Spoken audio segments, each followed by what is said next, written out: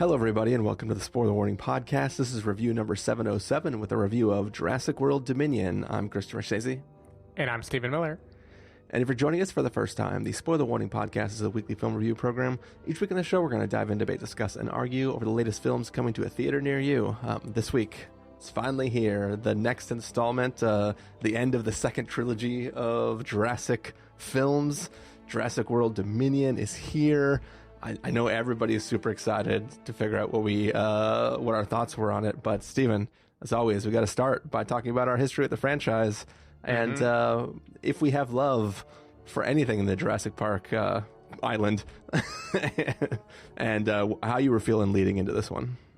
Yeah. So my history in the franchise, I have seen every movie. Of course, like Jurassic Park, classic, seen more times than I can remember. I saw The Lost World at least once, and I remember, I was young when I saw it. I remember finding it amusing enough. It had the promise that the Jurassic World series claims to make good on, which is dinosaurs are going to run amok in the real world. Isn't this going to be crazy? Yeah. I remember maybe even our home world. Yeah, exactly. I remember Jurassic Park 3 only because it was the first time my dad ever tried to do like on demand at home, and so I remember him pausing and rewinding and like getting all excited about how he could do that. Yeah. I recall the movie being dog shit. Like I don't remember liking it at all. And then I have found these Jurassic World movies to be totally joyless and just like devoid of any real entertainment value. So yeah, that's my rundown of the franchise. Like, who didn't love Jurassic Park? Obviously it made a huge impact on anyone who was, going to the movies young, like when they were young in the 90s, like it was the best thing in the world. But otherwise not. Very little loyalty in terms of hope that any Jurassic X movie is going to be good. They haven't really proven that they can make a good sequel, and we'll find out if they did tonight. Yeah, maybe number 6 was the charm. But yeah. So for me, growing up, I stayed at my grandparents' house a lot while my folks were working. And one of the things that involved in that was me watching a bunch of things that my grandmother had taped on VHS for me to watch. Which like that was one of those scenarios where the very first Star Wars I saw was Return of the Jedi because that's the one that my grandma had for me to watch. And another thing that we always watched together over and over and over was this like dinosaur documentary that she had just taped on some nature program. And I became obsessed with dinosaurs. I wanted to grow up and become a paleontologist. Basically, I wanted to be, Alan Grant when I grew up. And then one day there was this movie coming out in theaters that was like, what if you were a paleontologist and then all of a sudden dinosaurs were real again? And I was like, this is going to be amazing. Went and saw it. It was amazing. It was like the very first film that I had seen multiple times in theaters. And I loved it. Like to this day, it's in my top 5 films of all time, that original Jurassic Park. And it is basically a perfect film. I liked it so much that the Lost World book was one of the first books I ever read that wasn't assigned to me. So that one was like the first thing that I read, and like in a really short amount of time. Was very surprised to find out the film is like completely unrelated to the book. I've kind of just been following the franchise just because I want to see a big spectacle, but I haven't really been excited for anything that's come before. I think leading into Jurassic World Dominion, I was kind of happy to have more of the original cast back. Surprised to me, theoretically, more of the characters than I expected to be back. Yeah. But I think that I was not excited for this film, but I was at least like, all right, let's see what they do with this. I'm ready to see how we can revisit this with the context of the original more in mind, as opposed to, leading back to everybody remaking the same mistakes they did in the first film. Right, because I don't think you and I reviewed Jurassic World together. That may have been a like Carson only review. I remember watching it a bit later in the game, but I felt like visceral hatred watching that movie. And I recall you being a little bit more on the like, yeah, whatever side of the fence. Probably. That sounds like me. I think like when it comes to giant dinosaurs doing stupid shit, like, I mean, don't get me wrong. In the third film where there's like the dinosaur that eats the satellite phone and then it becomes this weird horror movie where whenever you hear the ringtone, you know, shit's about to go down. Yeah, I'm not down for that. But I mean, you know, I was willing to see another park full of people get eaten. You know, the weird idea of there being like a raptor trainer, not just a raptor handler. You know, it is what it is. It's there to have fun. But I think that now it's like, okay, now we're bringing back the originals for real. They're going to be in this somehow. Let's see what they do with this. Maybe this could be pretty fun. I do feel bad, by the way, because you talked about, you know, the old VHS that you watched Jurassic Park on. And my first time was the same way. It was like Thanksgiving at my great aunt's house, and they had a VHS of recorded from TV with commercials and everything of Jurassic Park. I feel bad that I think new generations won't have any analog to this, right? Like if everyone is just streaming movies, like eventually the rights are going to expire. They're not going to stumble into like mom and dad's old streaming treasure trove, you know? Like I guess the movie will just be available and they'll click a button instead, but it feels kind of sad that they won't get the kind of like worn out version with history on it that we got. Yeah. And also, for the record, the VHS tape was of a documentary about dinosaurs in general. It wasn't of Jurassic Park. I see. Okay. Yeah. But still applies. That treasure trove will not exist. And, you know, with every streaming platform releasing like a new series or movie every 2 days, you know, eventually there's just going to be so much streaming content and everybody will be like, dinosaurs, that's so like, you know, 90s. I'm not going to watch this shit. It's true. I guess the analog would be you find like your dad's like torrented movie collection on a hard drive somewhere, and it's like, oh, this torrented version that's like 480p for a little bit. It's got character. Steven, where the hell are future generations going to plug that drive in? That is a great question. They're like, what is this weird looking keychain that flips out? This is silly looking. We're like, well, son, that's what we used to store files on, and we'd carry them around with us and copy things back and forth. And you know what? You never had enough room. Never enough room, Dad. That's weird. Doesn't everything just go to the cloud? I don't know. Maybe skeuomorphism is going to come back, and they're going to recognize it as like icons in their cool new virtual reality headsets. That is true. But Stephen, what do you say? What do you say we get into this? Can't wait. All right, folks, we're going to take a listen to the trailer for Jurassic World Dominion, which apparently has no colon in the title, and we're going to come back and give you all a review.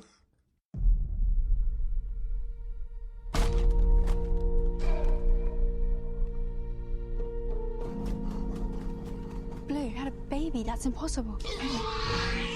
Hey, girl. You look just like your mother.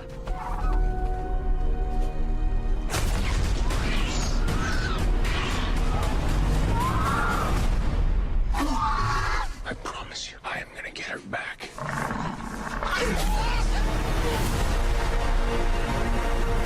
Genetic power has now been unleashed. We made a terrible mistake. The doomsday clock might be about out of time.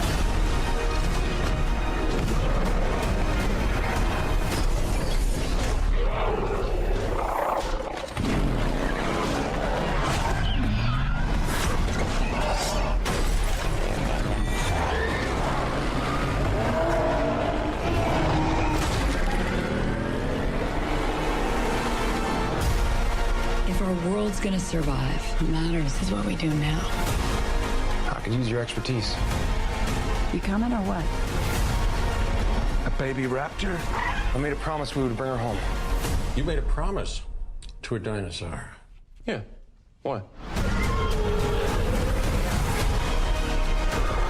Everybody hold on to somebody.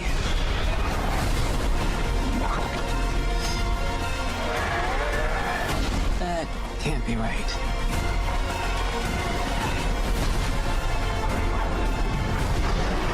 What is that? Biggest carnivore the world has ever seen. Run! See? Not so bad.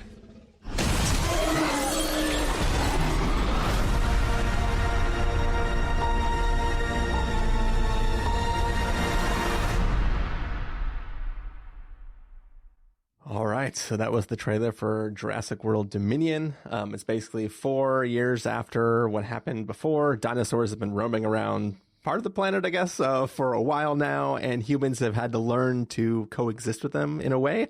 And this company called Biosynth, run by somebody that maybe we'll get to in a little bit, has been, trying to help the world by capturing up all the dinosaurs and moving them into this special ecological preserve, not unlike the original Jurassic Park, but this is not for tourism. It's just for research and, furthering the plot of this company. And essentially, there's a bunch of other stuff that's happening too. And the original cast has to come back to check out this biosynth place and deal with One Piece. Meanwhile, our heroes from the previous Jurassic World films are also on a mission to save both the baby of Blue, the velociraptor from the other films, and also a child that they have in their possession. So, yeah, if that sounds confusing, then don't worry, it is. Stephen Miller, what did you think about Jurassic World Dominion? So there are things in this movie that were okay. Like, there were moments that I kind of liked, like one in maybe 20 throwbacks that I was like, okay, I see you. And a part of me wants to, praise the movie for the little things that it does well. But I'm reminded of some tweet that I'm not going to remember exactly, which is like, on second thought, we rescind our statement. You do not in any way gotta hand it to ISIS. And I believe there is no reason to praise this movie for the tiny things it does okay when it is a use of a giant budget that I think is just completely soulless and, like the first movie of this new trilogy, just devoid of joy. Like, I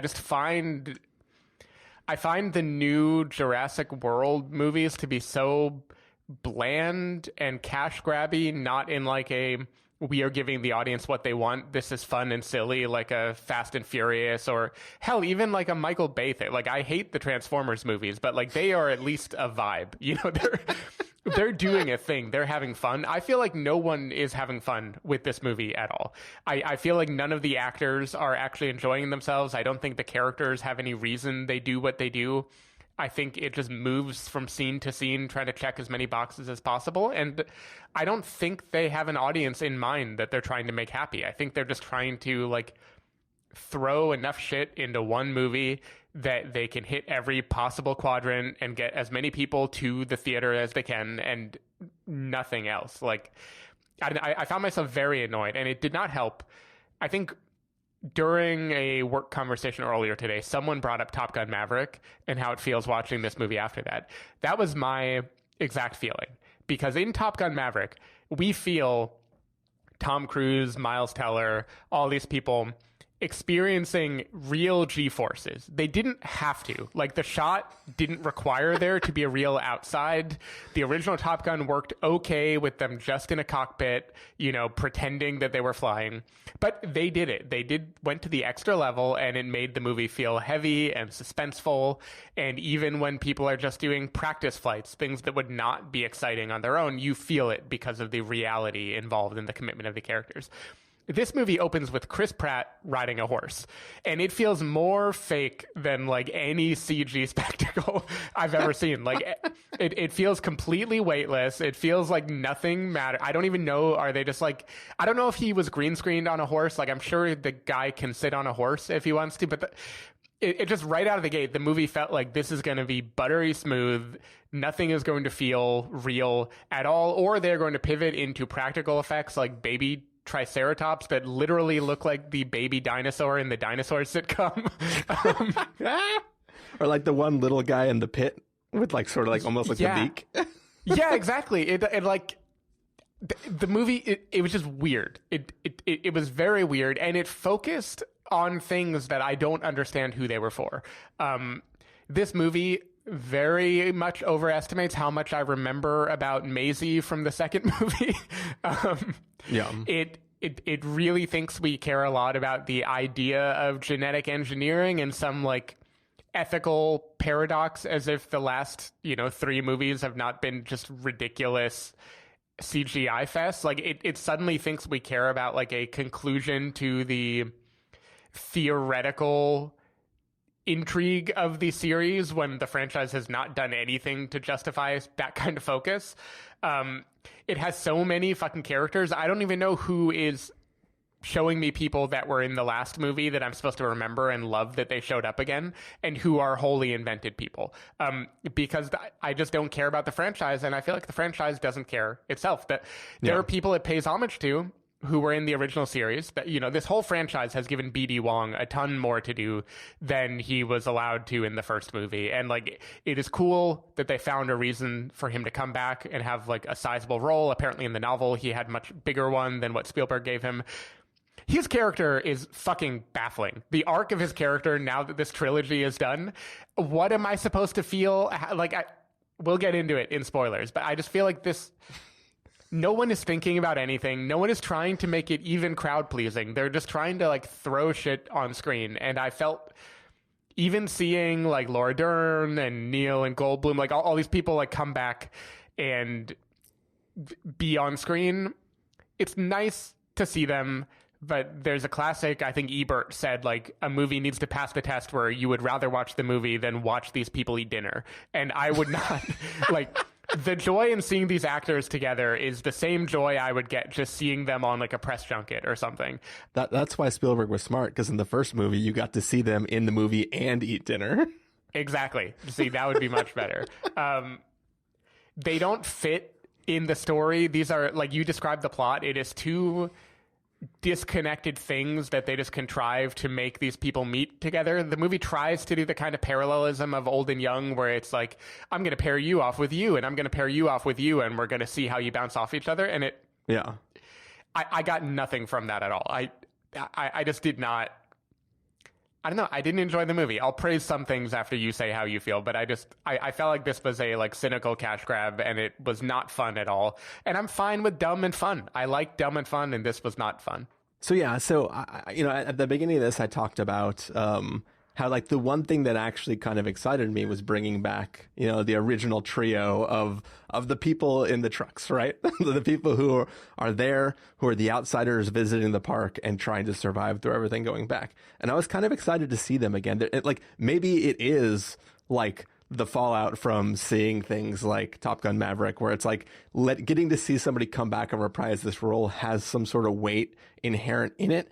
And like we've already established, Top Gun Maverick proves that like you don't get that for free, even though it feels effortless in that film. It's something you have to actually work for. And when I watched the original Jurassic Park, as I said already, I wanted to grow up to be Alan Grant, right? That was like, so I'm watching it through the lens of him. And I'm watching that film, and that's sort of what I'm paying attention to, is him going through the world.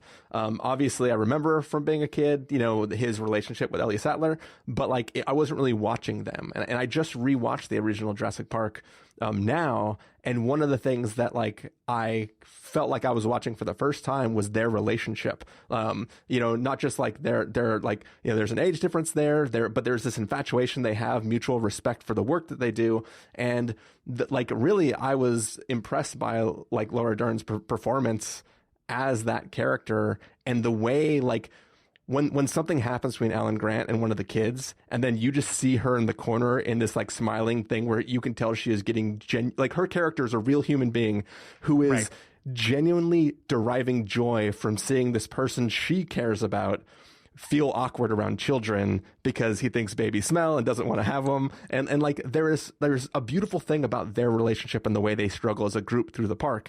And all of that, like rewatching that original film, I was like, this is amazing. And I've never seen this before. Like, it feels like I'm watching a whole different movie in some ways. Cut to this film.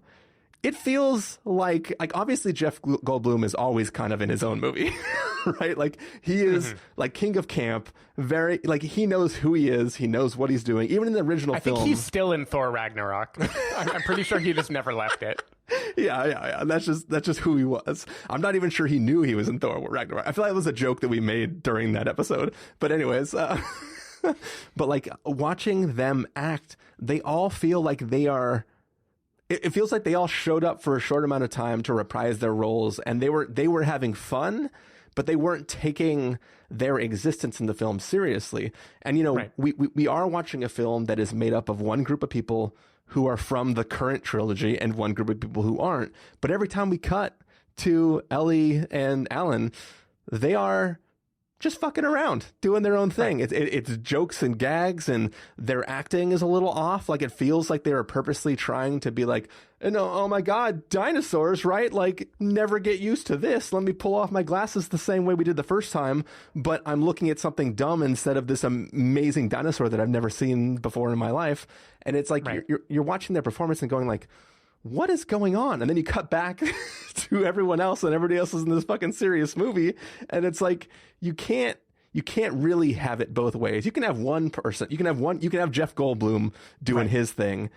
But you can't really have an entire subset of the cast all acting in this film that is not taking itself seriously while everybody else is taking it deadly serious, unless that is literally the thing you are trying to comment on, and this film does not feel smart enough to do that. So that's that. Let me get that out of the way. So, you know, you talked about this film. You mentioned at the beginning of what you were saying that you felt this film was devoid of joy. I would clarify that as the film is, it fails to achieve what it attempts to be joy, right?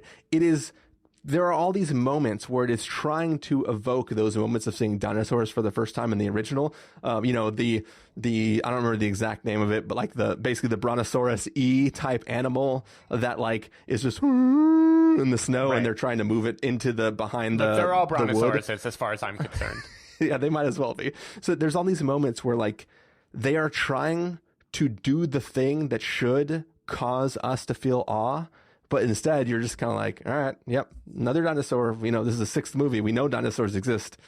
I don't think it's that exciting now. And that sort of didn't really work for me. And it's like, I can see them trying to have joy, but it feels like the way they're going about it is misguided, and it sort of falls flat. So it's like, it's not just that the film never even attempted it. It's that it tried to do it, but, you know, evoking the wrong, stuff and just not achieving that there.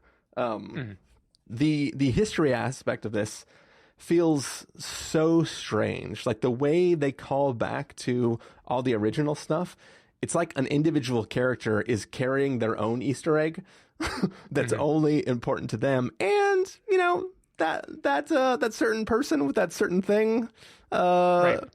How did he go and find that? We don't know. It might just be another one commemorative. Apparently in the video game series, this symbol has come up a few times. I was Googling after to try to like, is there something I forgot about the end of the first movie? And no, there's nothing I forgot. It doesn't make any sense. Like there's one world in which you can interpret it as he has the original prototype for the thing that he made. Mm-hmm. And he is keeping that as a symbol of failed attempts to achieve greatness. And it's like the humble beginnings. This reminds me of who I was. Now I've achieved all this, but I keep this with me just to remind me who I am. But it's all covered. But the reminder wouldn't be for what he created. It's for what he paid and failed to get someone to steal. Yeah, but that's the thing. It's how far he's come in that like he was willing to go to any lengths and couldn't even do it then. And now it's just to remind him. To remind him that at one point in time he didn't have what he has now, right? Mm-hmm. Sure. But it's also covered in mud, which means it has to be the original. It can't be just anyone because let's face it, that guy's a little OCD. It's funny that we're right? still dancing around it as a spoiler, even though we've narrowed in where it can only be one possible thing. Let's just say that the thing is, that would also be a fine. If this weren't taking place in a trilogy where there's an entirely separate explanation for how all of this happened, how dinosaurs were resurrected, that would also be a fine little like, oh my God, look, we found the thing that connects the two together, like the secret cause. And that isn't it at all. Like, there's nothing like that.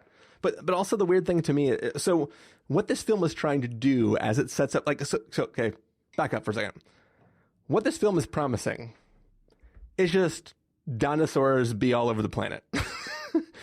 Here are the consequences of that, right? That could probably sustain itself. Like, this film could be just a bunch of action scenes with dinosaurs, and it is. But they decided to create a story that outside of needing the action scenes doesn't require there to be any dinosaurs at all. Like nothing about the plot of this film requires there to be dinosaurs. Just the action scenes require there to be dinosaurs. And so like, you know, in the original film, this genius man with lots of money created this park and put together the biggest scientific minds in the world and found out a way to clone dinosaurs from partial DNA structure, whatever, blah, blah, blah. And boom, Jurassic Park. That guy had a competitor who knew sort of what he was trying. He knew what Hammond had, but he wanted to steal what he had so that he could catch up. Right at the point of what we're watching now, why would anybody need the actual dinosaur? So basically, what this film is positing is that the thing that unlocks all genetic discovery all over the planet is 1993 technology. like why is any dinosaur DNA needed? Like the idea that we will go capture all these dinosaurs, put them on a preserve so we can do ongoing research on those dinosaurs because those dinosaurs are the unlocking thing to all this genetic code that we need. It feels like what they're trying to do is what they did in District 9 or in, to do a less, highbrow film, something like Pacific Rim, right? In that film, these fucking space alien kaiju monster things came from another dimension, and those atoms and stuff, that combination of genetic material does not exist on our planet. The only way to do these experiments is to get the few pieces of kaiju that are left and do experiments on that. If you already have all the genetic code because these dinosaurs have been roaming on the planet for 4 years, do you need to set up this idea of a nature's biological preserve, bring all the dinosaurs into one place and start doing experiments on them to try to unlock everybody else's genetic code? I feel like that is unnecessary. Like you already have, you have all the work, right? You did it. Right. We have the technology. Yeah, or a little bit closer to what the movie is trying to make it be would be X-Men, where it is like this freak thing happened and it granted abilities that we don't know how to deal with. Let's find them and try to use it for nefarious ends, right? That's kind of what Fallen Kingdom... I truly have blocked all of Fallen Kingdom out of my brain, but I believe there is some level of mutant dinosaur engineering for the purposes of weaponry in that movie. Yeah, for sure. Go ahead. Sorry, go ahead. I was going to say they are crossbreeding dinosaurs to create the most efficient killers. There's this underground black market for people to buy these vicious creatures and crap like that. And it's all set up around fucking with genetics even more than they did originally, right? But then there's this whole line in this film where they're like, oh no, we don't do any gene splicing at all. We only do purebred animals here. This is only the real... It's like, is that true? Then how come all your dinosaurs don't look like any of the dinosaurs from the other movies? Where'd you get all this purebred dinosaur DNA? I just don't understand. It's like they want to have their cake and eat it too. They're like, we got to do this special thing with this history and the gene splicing and biosynth and blah, blah, blah, blah, blah. We're going to do some global food chain bullshit. And See, I assumed the character was lying when he said they don't do gene splicing because the biggest fucking... It isn't the MacGuffin. It is the big thing that this movie is about that the trailers are not about at all is almost certainly a gene spliced creature of some sort.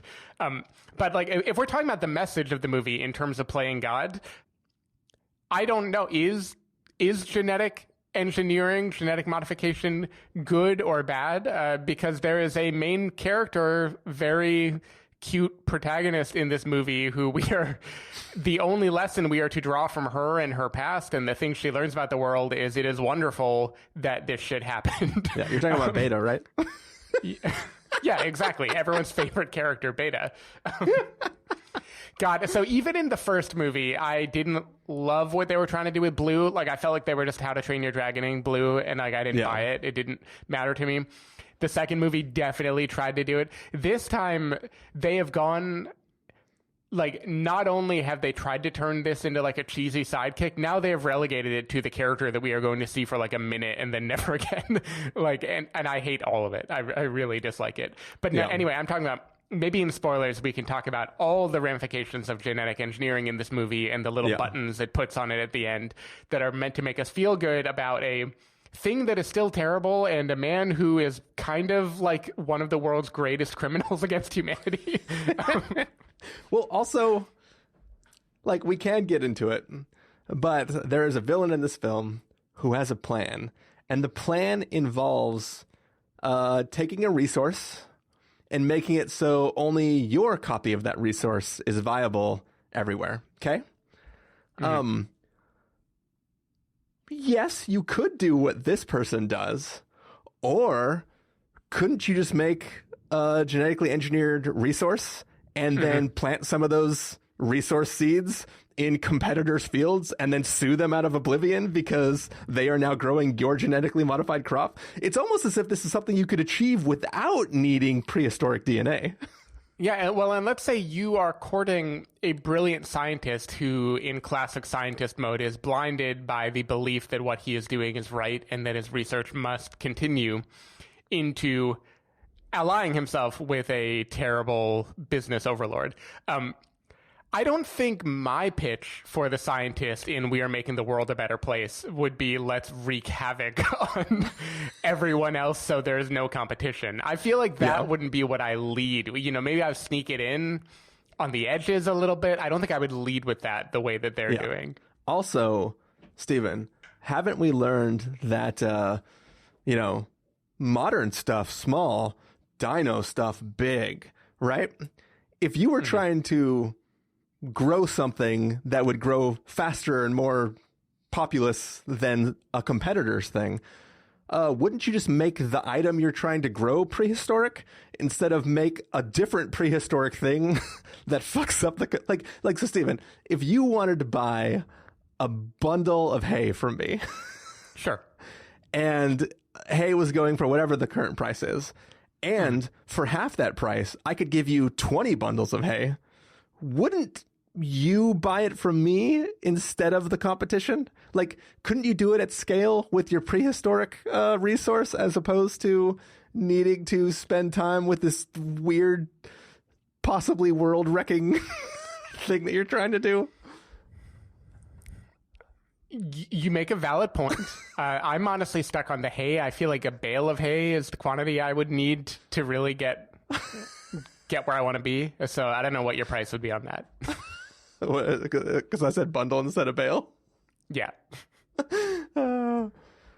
See, obviously... No, the plot is very dumb. The plot is dumb in a, like, Superman Lex Luthor wants real estate level of dumb. Yeah. Like, it is just not the most direct way for a villain to get his way. Yeah, it's almost like taking a piece of kryptonite and putting it inside of a rock and throwing it in the ocean. Also, there are two beings. You referenced this before when we were talking about the cute protagonist. There are two beings in this movie who are stolen for the same reason, in a manner that I think has to be pure happenstance. Like, there's no way it was a targeted swoop that happened to know both of them would be there at the exact same time. Well, they knew that one person was responsible for both. And they were like, we're just going to follow this guy around. And then they were pleasantly surprised to find out that they got two birds with one stone. So one question, if the goal is to do research and they are both manifestations of the same thing, wouldn't one be enough and maybe one be much less of a total crime and abomination against humanity to undergo? And the second question is, if you did go to all that trouble of committing myriad crimes to conduct your research, would you just leave them unattended for a long period of time? One of which has opposable thumbs and the ability to do, like, cognitive reasoning. It just seems Stephen, like they did not think this through. Apparently you didn't learn the lesson from the first film. Both of them have opposable thumbs and the ability to do cognitive reasoning. I think you're missing one vital piece of the glorious plot from this film, and I'll try to say it as vague as possible. Those two things have one thing in common, but for each of them, one happened naturally and one happened synthetically. And having both of them allows you to identify what's different and what's the same, and allows you, like, so, you know, somebody had the magic incantation and everybody else sees the result and is trying to reverse engineer the magical incantation. Yeah. All I'm saying is I'm not a scientist, but if my DNA is identical to someone else's, I don't know that studying my DNA is going to tell you anything about why it's identical to someone else's. I feel like, you know, the creator didn't show their work. Like they did too good a job, you know. Yeah. They didn't leave a trace of the why. But even if that were true, I would probably steal the living being that is capable of doing this repeatedly and check out the mechanism, like rather than the product of the mechanism. But again, I'm not an evil scientist. I'm also, just a guy. One of the beings, we know how they did it: monitor lizard DNA. and that's probably not Maybe inside that's how the both girl. did it. Maybe Maisie will grow up to become Mystique. we learned that she is. Hey, Blue. It all makes sense. I just really want these movies to be X-Men. I'm realizing. It's a 100% a backdoor pilot into the X-Men. At the end, they just need to introduce time travel to send her back to the frickin' Cuban Missile Crisis. Yeah. Let's see. I do think it's funny you were complaining about the pairing up, and I don't think at the time you were also adding that third pairing, but it is another mirroring of what they're doing. So you have original and new. You have new and something else, and now I'm losing it. But then you also so you have Grant and Pratt. Oh, yeah, that's what it was. All the individual people. So you have Grant and Pratt, but you also have Pratt and Blue, and it's like these double pairings of like, we gotta work together, girl. We're gonna do it. Yeah, so I have a serious question, and this is not me being cynical or anything. Did Fallen Kingdom spend a ton of time having us learn that Maisie has built this deep relationship to Bryce Dallas Howard? Because this movie, I would say the only emotional through line of the movie is she is a mother in all intents and purposes, and the mother is going to go to any length to rescue her child. Like, that is the thing this movie keeps doing. And I don't know if there was like a plot line that I just don't remember where this was like deeply important to her in the last movie, or they just like invented it whole cloth for this movie. So, I mean, if you remember what everybody was talking about when that last film happened, everybody was like, yo, that girl's definitely going to be half dinosaur, half girl. Like, that was, everybody was like, what the fuck? They're experimenting on this weird girl. Like, this is definitely like a friggin' whatever that other Alien movie was when we had alien human hybrids. There's like, that's gotta be what's going on, gotta be it.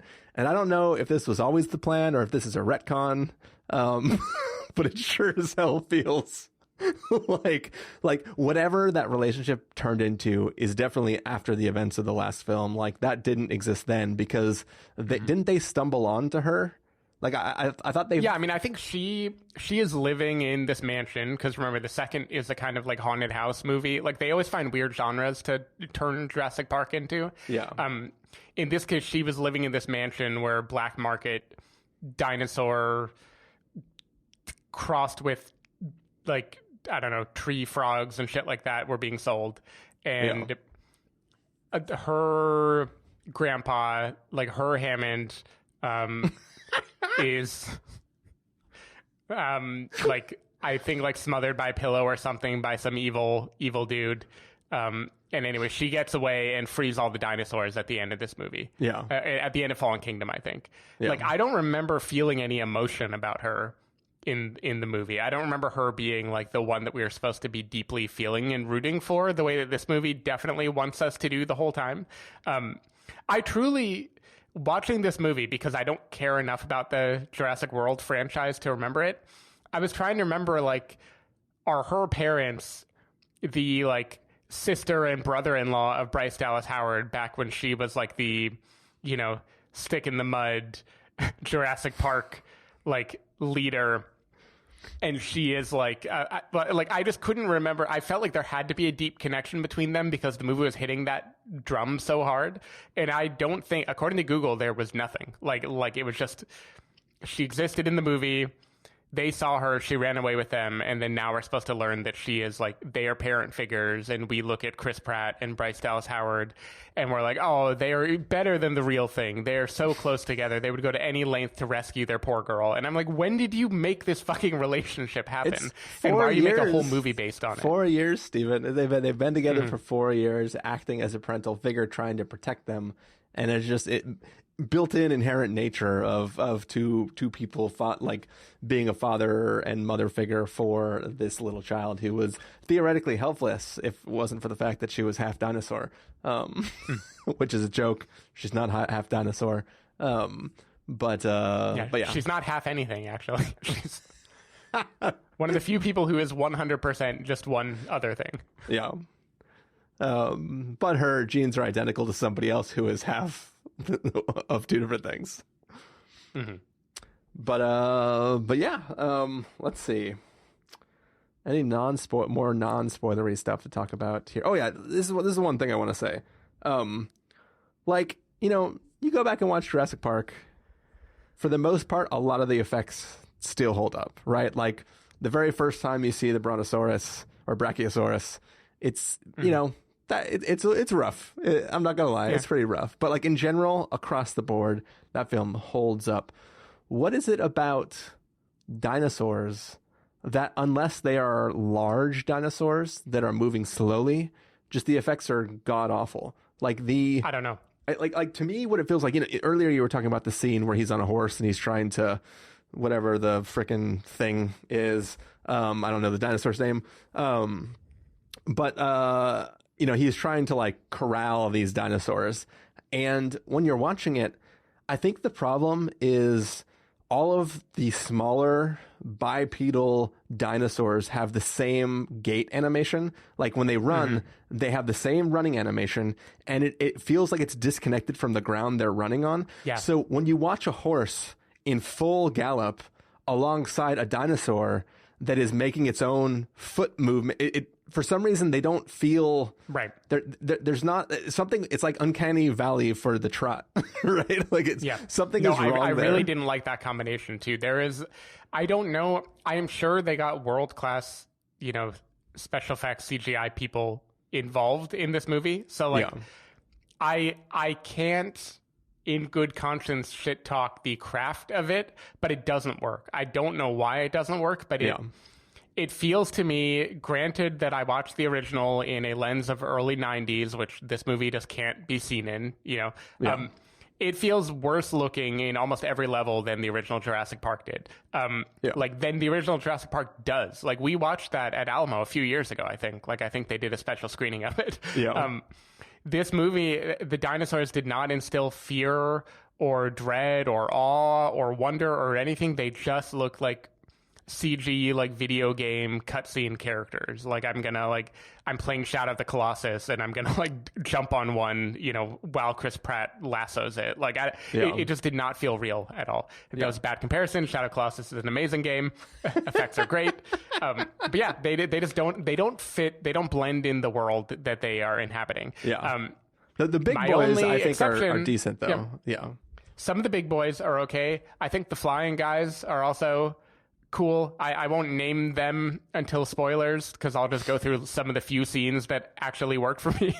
But yeah, I just don't think the dinosaurs, especially when they're little, work at all. Like anytime this movie is focusing on Blue or Beta, you know, and wanting us to feel something, I'm just like, you are showing me a like hologram of a dinosaur. You're not showing me a thing physically in the world. Yeah. But then when it shows me puppets, I think it looks dumb as shit. So they can't win. Yeah.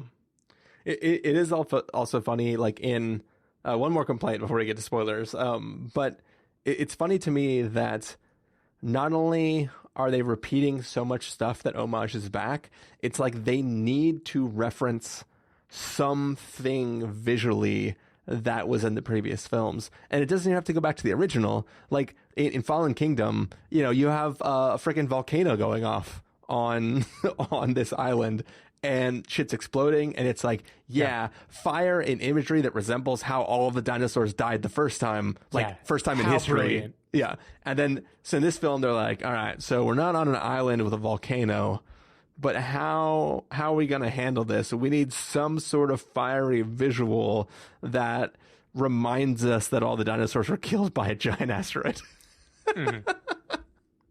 Yeah, and again, they've done it before, so they didn't even need it, but they felt like they had to go back to that well again. Also, where did they say where this biological preserve is? Not that I can remember. I believe it is a private island owned by Biosyn, because in the epilogue they talk about what happens to it. But I don't think it's an island though, right? Isn't it landlocked? I don't know. I know that you get to it by plane. I assume because there's giant snowy mountains surrounding it, right? But then you land in the middle of, like, they literally land on a frozen lake, and then when they get out of the lake, everybody's walking around in t-shirts on the campus, and I'm like, it's not like a biodome where the outside could be frozen and you have your own like atmosphere temperature regulated crap inside. It's like frozen tundra, and then you dip over, you fly your jet upside down and then dip into the center of this this little hillside, and then boom, all the temperature's great. Isn't this fun? Yeah. I mean, it's not, it's not a biodome. It's a immoral use of biology. It's a biosyn, if you will. That's what the movie wants us to think. Yeah, I don't know. It didn't look like an island, but I feel like the movie wants it to be an island, because otherwise none of this makes sense at all. But I have no idea where it is. I don't know how an island anywhere near Malta would have all those different climates that they're showing me. But you know what it looks like? It looks like they built this biological preserve in the crater left from the ship that Chris Pratt blows up at the end of the other movie. Not the other dinosaur movie, but the other movie where he's running away from vicious creatures. Okay, you're right. It's supposed to be in the Dolomite mountain range in Italy, so it is landlocked. There you go. Well, clearly I need to watch the movie all over again. But Stephen, I feel like to continue this conversation, we're going to have to get into spoilers. So what do you say we start by giving non-spoiler folk a verdict for this? All right, Stephen, if you're going to give this a must-see, recommend with the caveat, wait for until past the caveat, or a must-avoid, what would you give it? I am sticking to my guns, going hard, must avoid here. This movie just angered me. I am not saying that there are not things that are kind of fun in this movie, but for the scale of the movie, for how big a franchise it is, for all the talent they threw into it, I feel like I have to grade on a curve and say, like, holy shit, they do very, very, very little with all the raw materials. And so it made me angry. I don't want to praise it for what little it squeezed out. I just think it sucked, and I don't want to see it ever again. I think I'm doing the opposite. At some point, I just gave up and was like, I'm just going to watch the next 50 cutscenes, and I stopped caring about the bad performances of the original cast, and I just watched it. I'm just going to give this a wait for rental. I didn't hate it. I just grew tired of it over time. And I've begun to start like having a game of me trying to figure out why it makes sense what Biosynth does. And I failed that game because I never arrived at an understanding. I did something that I never, ever, ever do that I find to be wrong on every level, and I checked my watch multiple times in the theater to see how long this goddamn movie was. Oh, well, we're going to find out how goddamn long this podcast is going to go because we're going to close things out now and then get on into a spoiler segment. So for now, Stephen Miller, people want to find you throughout the week. Where can they do that? People can find me at twitter.com/sdavidmiller or sdavidmiller.com. People can find me at ChristopherInRealLife.com or Twitter.com/ChristopherIRL. You can find the podcast over at thespoilerwarning.com, where you can get a bunch of the back episodes of the show. And if you want to subscribe to the show, you can do so on Overcast, Stitcher, Apple Podcasts, or wherever podcasts are found. If you want to know the episodes go live, you can follow us at Twitter.com/SpoilerWarning, Facebook.com/TheSpoilerWarning, or Instagram.com/TheSpoilerWarning. If you want to get hold of us directly, you can send an email to fans@thespoilerwarning.com, or you can use the contact form on our site. Music for this episode will come from a track selected from artlist.io, so hopefully you're enjoying that. And that music is going to fade up right now, and when that music fades out, we're going to be in full-blown spoilers. So watch out, because, this is the caves that are the spoiler territory have dinosaurs in there. So you got to watch out for them, because, at any moment you could turn around a corner and just have some weird dinosaur that we've never seen before in any of the other dinosaur movies just coming at you, trying to get you. See you in a bit. Bye.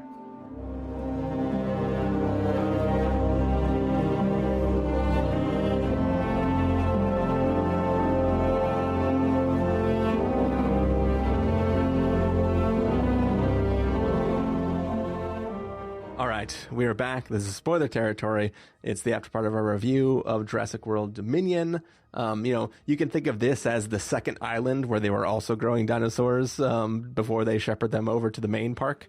We're going to be talking about full-blown spoilers.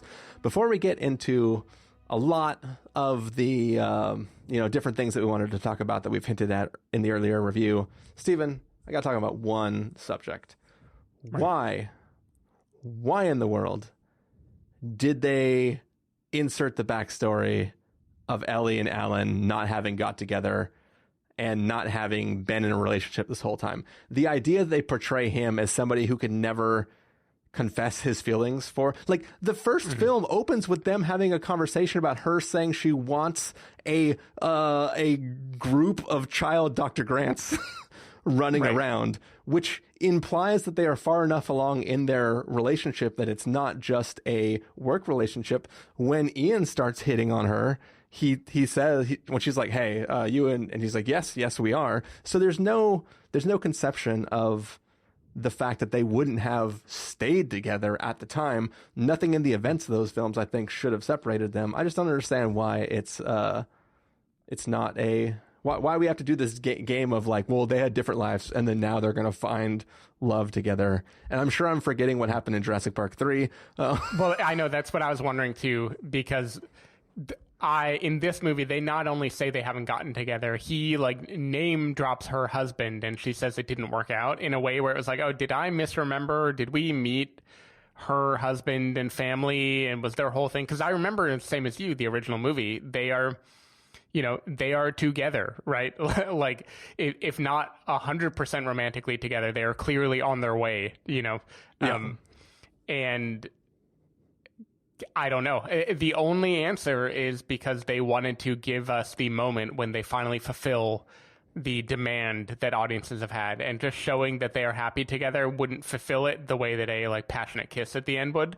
But it is the same way all of this movie, I think, is cynically giving what it thinks fans want without actually thinking through what a fan would want, because I don't think it needs that, and I think it doesn't fit with the characters. But I agree with your question. Yeah, but it's not like Jurassic Park was an X-Files thing where there is this like looming romanticness between these two characters, and you're like, when are they gonna finally let it happen? They were a fucking couple, and the only conflict in their relationship was that she wanted kids and he didn't, and that wasn't even a conflict. It was just a playful banter they had, and by the end of Jurassic Park, he's like, I'm fucking obsessed with kids.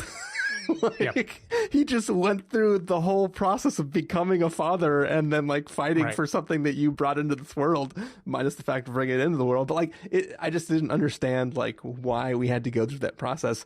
And like the way at the end, well, she's like, oh, do you want to go there or you want to come with me? And he's like, I'm coming with you. And he says it as though it is a callback to all the other times he has said he won't go with her. And I was like, that never happened. That's not the thing. Like, I don't get it. Yeah.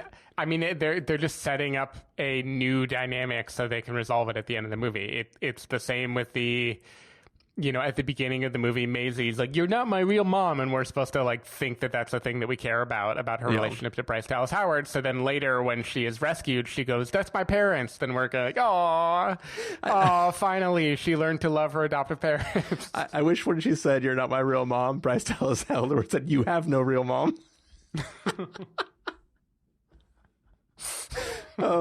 She has a real mom. She has no real dad. Well, at the time, they didn't know that, right?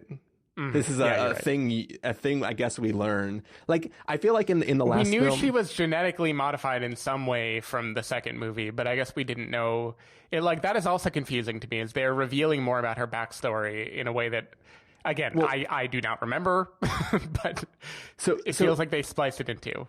So I haven't rewatched the last film in a long time, but what I think I remember is that, at least what I walked away from that film thinking was, the weird grandpa guy cloned his daughter because she died of some illness. The twist is that she is not a clone. She is a immaculate conception baby that was carried to term by the woman who died. And like, it to me, it feels like a complete and total retcon where it's like, okay, so the woman who died, who was cloned, didn't actually get cloned. She gave birth to the clone and raised her up. And then, as we learn now, genetically modified her with CRISPR or whatever to Which cure. Also, she genetically modified her. And this is a big deal that BD Wong knows about. But I didn't get, how do they know that? Because her existence doesn't imply genetic modification, and we wouldn't know if she had the disease until roughly like 20 something years from now. So who established that? Like, was that in one of the videos that BD Wong recovered where she says that she did that to her? Because I feel like they say it, but there's nothing about her life that in the videos in the videos she is like injecting the baby. And then she doesn't exhibit whatever the characteristics are of this like rare modification. I assume he has access to all her materials, except for apparently the magic formula for curing whatever the disease is. But also, Stephen, if you had the ability to inject a living organism with a series of syringes that would completely rewrite their DNA to remove and eradicate any trace of a particular disease, do you think the easier thing would be to just inject yourself, or to clone yourself inside your own womb, give birth to yourself? And I mean, this is going back to men all over again. I mean, here's the thing. I think I cloned myself and gave birth to myself before I realized I have a disease, which already, why are we praising that as good? Like, isn't Jurassic Park, the Jurassic franchise, supposed to be like, don't fuck with genetics? But in this case, we're like, aw, she made a little miracle. We love her. She's a hero and everyone respects her as a scientist. See, I don't think that's what happened. What I think happened is that cloning people is unethical. And the only way that she could get away with cloning a person, i.e. herself, was to give birth to it, because everybody would be like, oh yeah, she just is having a baby. That's cool. And no one's going to realize until it's too late. Like, right? I think she realized that she is smarter than everyone else. She is the Tony Stark of this Jurassic World. And she realized she's going to die. So she was like, all right, well, this is what I'm going to do. I'm going to buy myself time by making another of me who gets to live on after me. And if I do that in a test tube, some people are going to be real mad at me. So I guess rather than, pulling a splice where I have to take home my weird little genetic creature and hide it from the rest of the world, I'm just going to give birth to a baby, and I'll be dead before anybody realizes this baby's me. See, I like that argument. That isn't what I got from the movie. What I got pretty clearly from BD Wong's exposition was, your mom loved you so much, she wanted to have you, she managed to have you, and that was like a complete arc, was I managed to immaculately conceive, isn't this wonderful? And then she realized she was sick with a debilitating disease, but before she died, she managed to save you from it. Because otherwise she would have like before, like the embryo she would have fixed, right? Like she wouldn't have waited till it was a full-size human being to do it. Yeah. I think it was two completely different things, and I don't know why she couldn't just, like, I don't know, go fuck someone and have a kid the old-fashioned way. If it was furthering herself as like I want to live beyond this, so I'm going to clone myself, I get that, but also then she is not a wonderful person to be revered. It's like she's another kind of creepy evil scientist toying with nature. So I think she is an evil scientist toying with nature, but I think BD Wong is not, like, he's in love with her scientifically. He thinks she is the brightest mind. He thinks she did this amazing thing, and he is tilting everything into the light of what she did was amazing, and that's why he's obsessed with what she was doing. But I think that that is him twisting it because he is so obsessed with how she did it and the fact that he can't do it himself. But what about when Laura Dern meets her later, and she has totally separate from BD Wong, like he basically never enters the picture except to be weirdly redeemed in the end. Laura Dern meets Maisie Isabella Sermon. I think she's only ever acted in these movies. She meets her and she was like, I knew your mother. I didn't know her well, but I met her once. She had you, and she was so happy to have you. Your mama loved you so much. Like, it was the total, like, what a wonderful woman who was gone too soon story. Like, it was I feel like the movie is completely 100% positive on this woman and the actions that she took. Yeah, I still, and like, there's nothing in the text of the film that says this. I just think that, why do you immaculately conceive as a mad scientist? It's because you want to prolong yourself. And like once again, not in the text of the film, but I choose to believe that she was an evil mad woman and just did her thing the way she wanted to, and there it is. Like, her work was too much. She didn't have time to conceive of a child with somebody and raise them that way. So she was like, I'll just do it in the lab, and then I'll let my daughter grow up in the lab with me. I mean, she gives birth, right? Like, don't we see her pregnant in one of the videos? All she's saving is the, let's be generous, 8 minutes that it takes.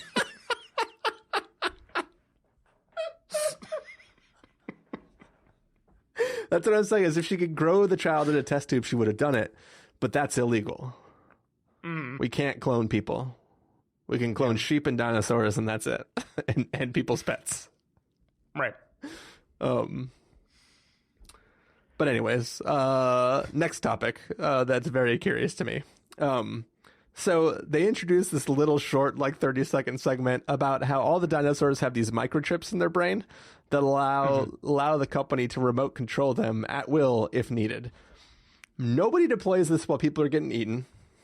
Cool, fine, whatever. Let's just say that, like, nobody was near the switch and nobody had a laser pointer or anything like that. We're going to get to the laser pointer in a second too. That's fine. Let's just pretend like I'll go with it. It's a cool idea. Whatever. Dinosaurs be crazy. What if we could just control them? Here's my question. In the event that there was a park emergency, maybe all the shit's on fire. Do you think the security protocol should be open the front door and make all the dinosaurs walk into where all the people are? I do not, and it has been described before by Mahmoud Ati, who, again, his character Ramsey, they gave him so much weight. I felt like he must have been in the other movies, and I just forgot, and he wasn't. He was, like, only in this movie. But anyway, he says early on that they have this, like, basically electroshock thing in the animals' brains to keep them from going out of bounds. So I would have assumed something like that would take effect in this situation, but it doesn't. It doesn't. The animals are just, dinosaurs are running loose and killing people. So also, I don't know. Also, if you were a helicopter pilot or any kind of pilot. You fly all sorts of vehicles. Right. Are you asking if I eject people by parachute while flying dinosaurs? Or No, that's not what I was going to say. What I was going to say is, if you're looking for a place to land, do you think you would notice a giant brachiosaurus? like when she's like, oh, coming in to land, he's like, don't land there. There's dinosaurs here. And all she's like, oh my God, a freaking dinosaur that's 20 times bigger than my plane. What didn't I see that? It's a good question. Just inquiring minds want to know. I know. I did, because the thing is, I actually enjoyed that the character of Kayla. I generally enjoyed her. Like, there is a movie where I would have liked watching her. Like, this whole movie, the weird combination about this movie is, first, it gives you a thing I don't think any of the fans asked for, which is, let's turn this Jurassic World movie into a, like, Mission Impossible movie and make it be, like, spies going from country to country trying to find the missing daughter. You know? Yeah. They do that, and they show us this, like, Star Wars-esque, like, underground black market of dinosaurs and all these things. It and then look there's going like to be the big throwaway set from fucking exactly the Boba Fett show. yeah. Well, especially because they're dinosaurs too, so they're all spiky, kind of like the aliens. Yeah. Like there could for sure be a Rancor. I don't remember what the name of the monster is. Rancorosaurus. Yeah. We'll get to not being able to pronounce dinosaurs in a second when I try to pronounce one. Yeah. But anyway, first they do that. Already weird. Like, okay, what a bait and switch. This is going to be a movie about dinosaurs. Finally, the end of Jurassic World is like, oh my God, they're coming into the real world. And then Fallen Kingdom was like, not quite yet. We're going to focus on a house where they're being sold instead.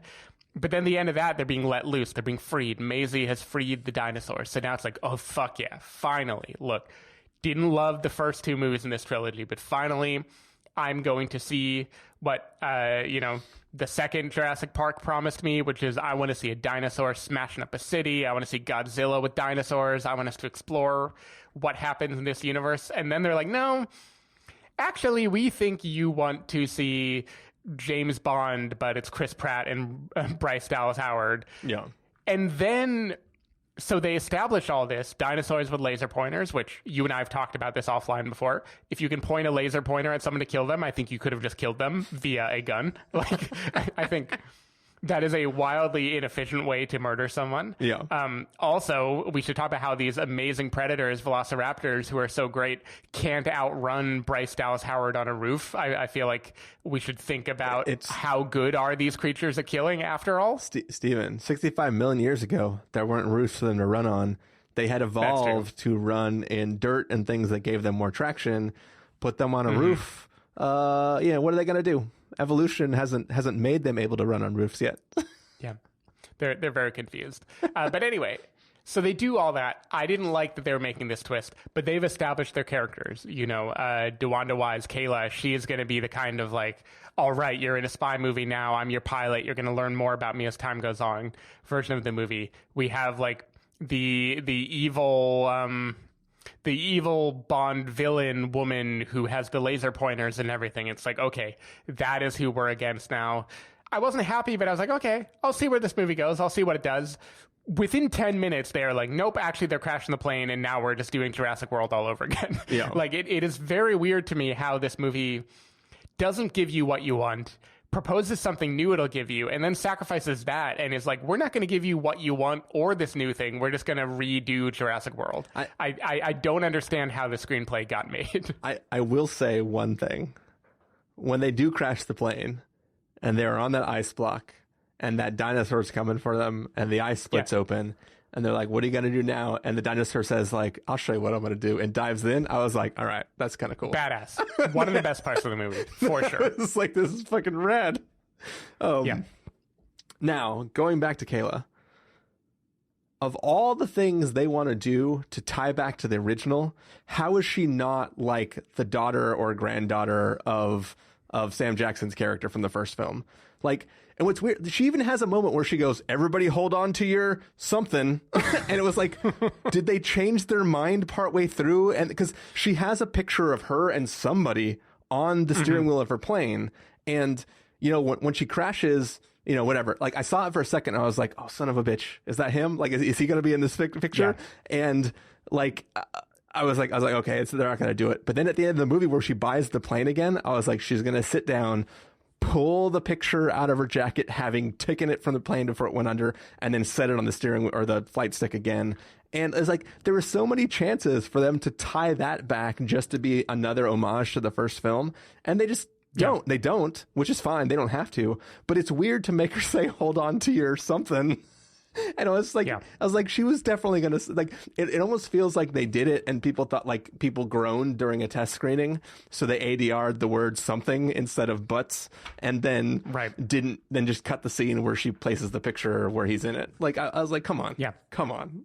It is strange that they didn't do that connective tissue but especially because they talk about her past and her, you know, like at first she doesn't want to tell Chris Pratt why she's helping him or where she comes from or anything. So it seems like her origin will be a reveal, and it isn't, as far as I can tell. It's just like, oh, it's the origin I guess I would have expected if you hadn't said anything. Yeah. So. Okay, let me talk, because you opened up with the dinosaur suddenly swimming in the ice. I don't remember what kind of dinosaur. I feel like it's just a raptor-y type one, but maybe he's more badass than that. I don't. Yeah, it's a winged raptor. But anyway, him swimming is cool. I like that. I enjoyed that. I really enjoyed, and I'm not going to be able to pronounce this. We'll call it Wetzel's Pretzels. The Quetzalcoatlus. Like, you remember that kind of dinosaur that you probably learned about when you were a kid. Like, I remember when I was a kid being obsessed when I learned, like, that was when I learned that dinosaurs were, like, had feathers. And, like, the thing you thought were dinosaurs, like, you don't know nothing, kid. Look at this, like, North American dinosaur, the Quetzalcoatlus. And when that suddenly appeared in the sky and started attacking, I was like, a little kid in me was just, like, so giddy. I was like, fuck yeah, I'm finally seeing one of these in real life. Is that the bigger pterodactyl? I enjoyed that. Yeah. It's basically like it's a big feathered, very feathered pterodactyl creature that attacks. Gotcha. And I was into it. So you were just saying you liked it. Yeah, I like that dinosaur. That was the one part. Like, maybe if I had a fascination for, like, Gigantosauro apex predator or whatever the fuck they're having beat. Okay, so let's fast forward. Gigantontis or something. Let's fast forward to the very end for a second, just because I'm thinking about this Giga dinosaur. So first of all, Jurassic World, if I remember right, hated the movie, never rewatched it. I believe that ends with this evil, kind of very predatory dinosaur being killed by a combination of Blue and the T-Rex or something like that. No, like, so I think that happens. It's fighting a T-Rex, but the T-Rex once again is losing. And I think the giant underwater thing pops out of the water and grabs it and then drags it down into the water. Anyway, we get to see a fight between a T-Rex and another major carnivore. Yeah. And then it loses. In that movie, the characters' lives depend on this, right? Like, they are bystanders to all of this going on. Yeah. In Fallen Kingdom, again, they have defined, this franchise defines good dinosaurs and bad dinosaurs. In Fallen Kingdom, there are these, like, special predator dinosaurs that are meant to just be killers, and they're evil, and then we get to watch them die. This movie, the characters at the end are safe. They helicopter away, and then the camera's like, let's watch this fucking fight with the T-Rex and the Gigantosaurus and the other weird, like, the I guess, chicken claw coded as blind monster dinosaur that fight. The do you think he saw us? Yeah. Yeah, and they just, like, watch the fight, and they clearly want the crowd to be rooting for one over the other or to enjoy the fight. And I'm like, why do we care about any of this? They flew away already. This is how I felt in Fallen Kingdom when they get off the island and all the dinosaurs are crying because it's on fire or whatever. And it's supposed to be emotional. And I'm like, fuck those dinosaurs. You haven't told me to, you haven't given me any reason to root for a dinosaur in this franchise. Yeah.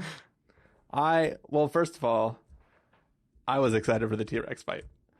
Because I was like, basically somebody is saying that, like, basically the whole point of, like, the world films is like, yo, T-Rex wasn't King Kong, right? Like, he wasn't like the main dinosaur, right? He's just the one that we all know because his skeleton was found first or whatever.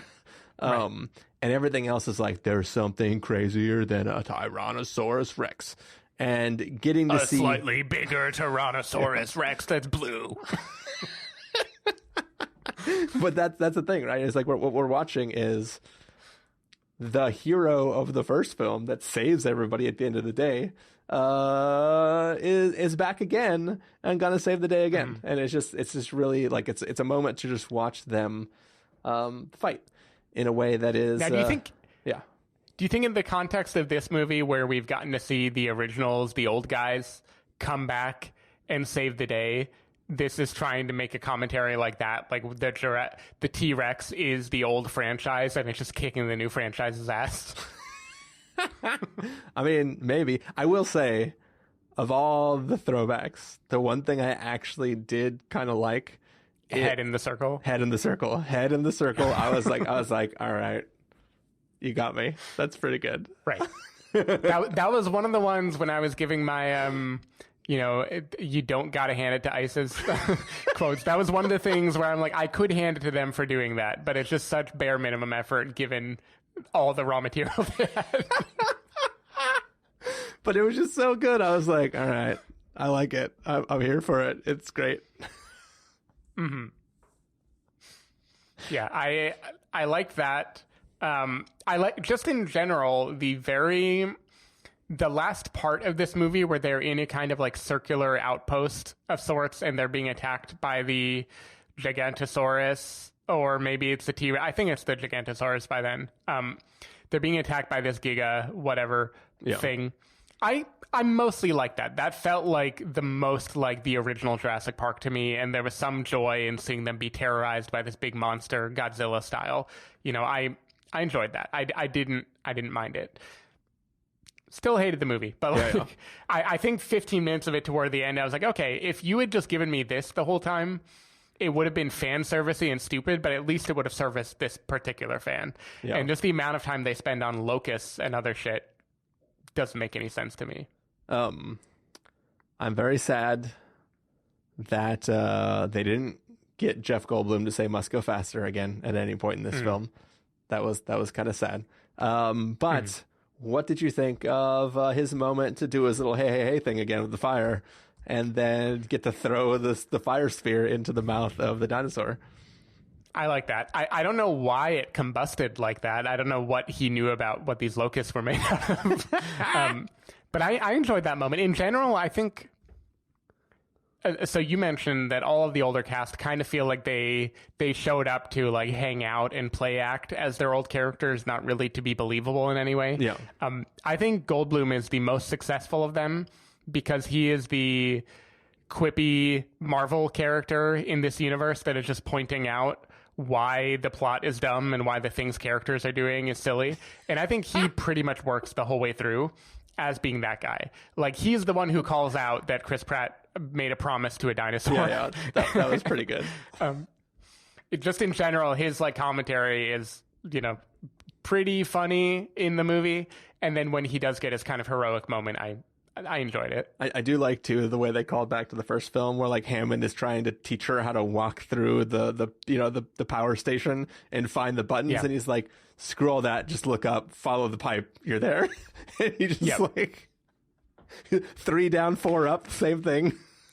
I will say, when he did the fire thing, I wanted the movie to have more guts than it did. I wanted him to die in that moment. I wanted him to sacrifice himself, because the movie has established in this new universe, he's like suave Ian, and Laura Dern and Sam Neill have never gotten together yet. And Sam Neill, it's at least kind of coded that he is like perturbed by Ian being a little bit touchy-feely with her early in the movie. I don't know why exactly he is, but he is in the movie. He was in the first film too. And he is, okay, so the dynamic just still stands. Yeah, the dynamic still stands, but also on top of that, she married some other dude and had 5 children or whatever. And now Right. he just found out that she's single, and he's like, all right, fine, I'll go with you to fucking biosynth, even though I don't want to have anything to do with this weird mission, but I just want to be close to you. And then the first thing that happens is Ian is like, can I touch your shirt? Yeah.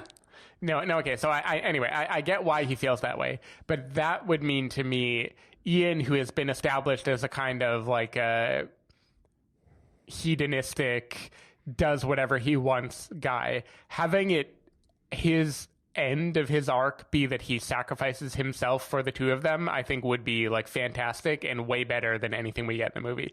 But instead he just like basically hurts the dinosaur and gets away. Everyone gets away, right? Nobody good dies in this movie. Yeah, everyone gets away, I think. Yeah. Yeah. They should have killed some legacy characters. Like, Harrison Ford was willing to die. He probably demanded to die in Star Wars. I think he literally demanded to die.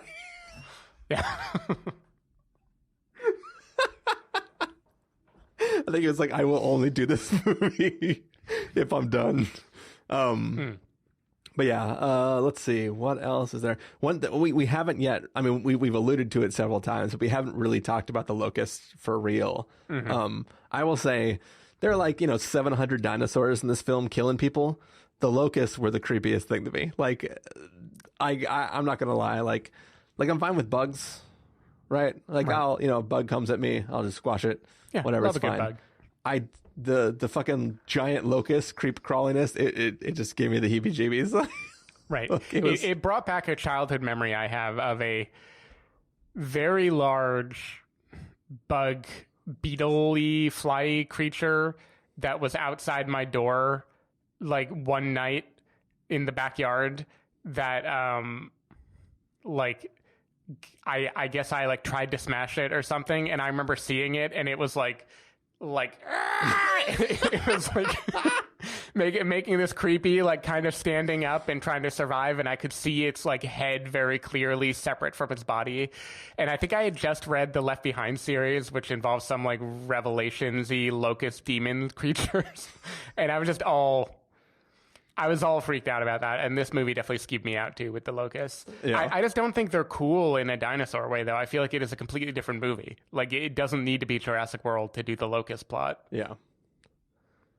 It could have been Exodus, Gods and Kings. They could have done like all the plagues. They hinted at it. That would have been fun. I would have. Yeah. I would have watched that. Why they just had a character that looked like Dennis Nedry to explain him, like. That's cool. He visually was supposed to represent him, right? Even though it was a completely unrelated job talking for unrelated things. And it was just like, oh, now you're just homaging the visual representation of a character. Like, yeah. I just didn't understand what the hell was going on there. Yeah, I don't know what they wanted for most of this movie. I've mentioned a few times, I don't know what this whole series, let's say the trilogy is wrapped up. They haven't precluded making more movies. God knows they probably will. I mean, Lightyear is coming out, like nothing ever dies. Yeah. But the one through line for the whole series, if you forget that the cast came back for this one movie, is B.D. Wong's character, right? Jurassic Park, if I'm remembering right, basically like opens with him explaining the technology that they built. Like, he is a key member of the people who create Jurassic Park at the beginning when they visit the park. And then he has come back and been recruited by various evil people in this. Like, he's been recruited by the guy that was selling weird hybrid dinosaur weapons, and now he's been recruited by Dodgson. He's the biosyn guy. He is making mistake after mistake after mistake that kills countless people, purely evil, no redemption at all. And then in the movie, in the end, I think because Maisie has compassion for him, someone is kind to him, they bring him away with them.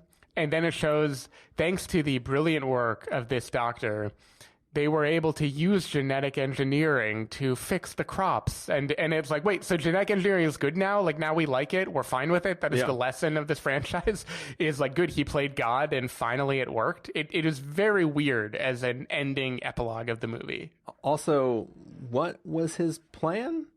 Did he release one prehistoric locust that fucked all the other ones and keep it Like, I don't understand. I think so. I don't understand. Like, he treated it as though the other ones were eating all the crops because they had some genetic defect that made them hungry. And he's like, I know what I'll do is I'll fix that by using the child's genetic makeup to create a... Like, I didn't really understand what was going on. It just seemed very strange. Yeah, like, are we supposed to believe a wonderful Earth ecosystem has a bunch of those locusts, like, just living in it? Yeah. Because I don't want to live in that world. I don't know. But also, doesn't Chris Pratt have a daughter that can synthesize poison toxin that will only target the the locusts? That's true.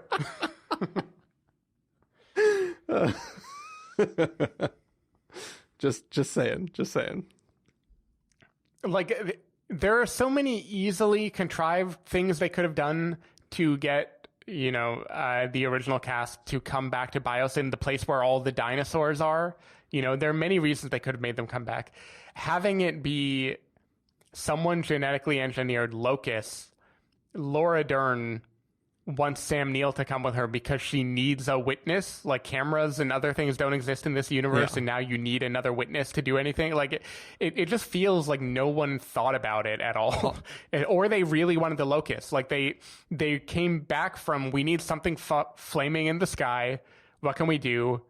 The creepiest guy in the writing room was like, flying locusts on fire. That's where my head goes. And then they were like, okay, great, but why would there be locusts? All right, think crops. All right, we got a movie. Yeah. So here's the other thing about the whole locust plot. I can't even call it a subplot because it's the plot. So Laura Dern's plan is, I think they're responsible for these prehistoric locusts. I need to break into their lab and get a DNA sample to tell if it's the same as the locust on the outside. Maybe I misunderstood how the movie works, but doesn't biosynth capture prehistoric life from the world and bring it back to their lab to study? So couldn't they have just... I don't know how she knows she is going to get a sample of anything. Like, I don't even know what she thinks is going to happen when she goes into their lab. But no, like, even if Ian was like, I will let you into the lab and you can get a sample, there's a plausible reason why they would have the locusts at their facility, because they have all the other prehistoric shit at their facility.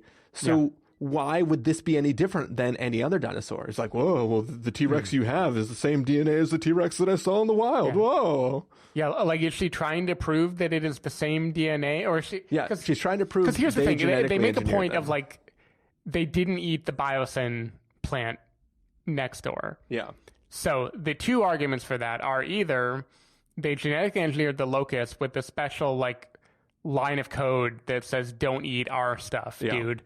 In which case, the DNA from the locust on the outside could be analyzed to figure that out too, presumably. I don't know how DNA analysis works. Wait, so hold on a second. Or they genetically engineered their crop to specifically be immune to this particular creature that only they control, in which case getting, like, DNA of the crop would be useful. I don't know in either case why the headquarters are necessary. So hold on a second. I didn't even think about this until just now. So... there is biosynth crop. There is regular crop. They have genetically engineered this giant prehistoric locust to go out and eat not biosynth crop, but the other crop. So they were essentially, through the food chain, creating a Thanos-like system in which, like, half the food on the planet is going to go away, and the only food available is people who can afford biosynth stuff, right? Yeah. Okay. That's the plan. At the end of the film, BD Wong is fixing something. Is he fixing that the locusts will no longer only eat the non-biosynth crop? We all go down together. So it's like so basically what he did is made a new locust that'll eat all the food, and now it just doesn't fucking matter anymore. Like, it seems super... I don't know what he's doing. Like, because he could have just poisoned something and released it, and then, yeah, it just seems strange what the plan was and what he was trying to fix. Yeah, I don't know what he wanted. I also just, like, I have to reiterate, in terms of finding a argument that an evil tech billionaire would use to persuade a researcher to help him, I don't think worldwide famine is like a very good one. I just don't think that is one that anyone, especially a researcher who seems so nice, B.D. Wong seems so nice whenever he talks to Maisie, and I just don't buy his argument. Yeah, for sure. Any last thought? Do we want to talk about creepy Tim Cook? Sure. Yeah, Dodgson in this movie, a very one-dimensional character. I definitely did get Tim Cook vibes. I think I made a reference at work of that, and I stand by. I don't know what the movie is trying to say there, but I feel like it is trying to hint that, like, look, our tech companies are just like this guy. Yeah. But has he contributed anything ever? Because you mentioned, like, we were talking around the shaving cream canister forever in the pre-spoiler section.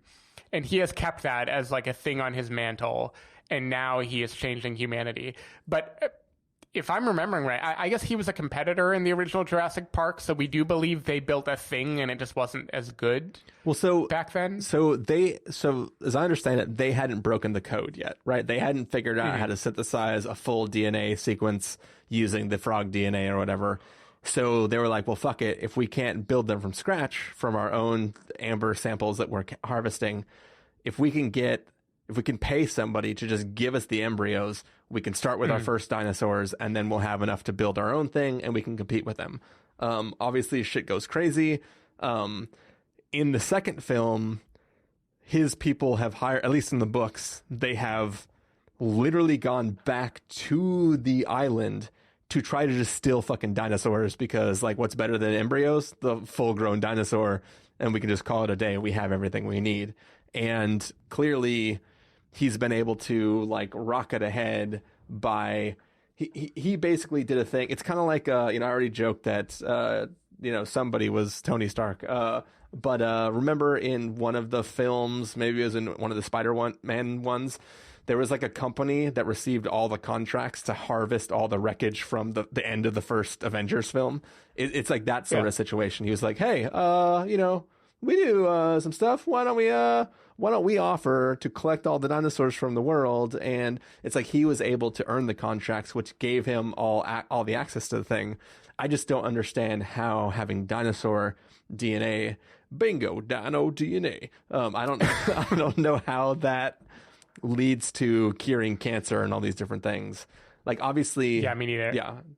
So, yeah, like, they've already proven that they know how to synthesize things. So I don't know what the dinosaurs are doing now.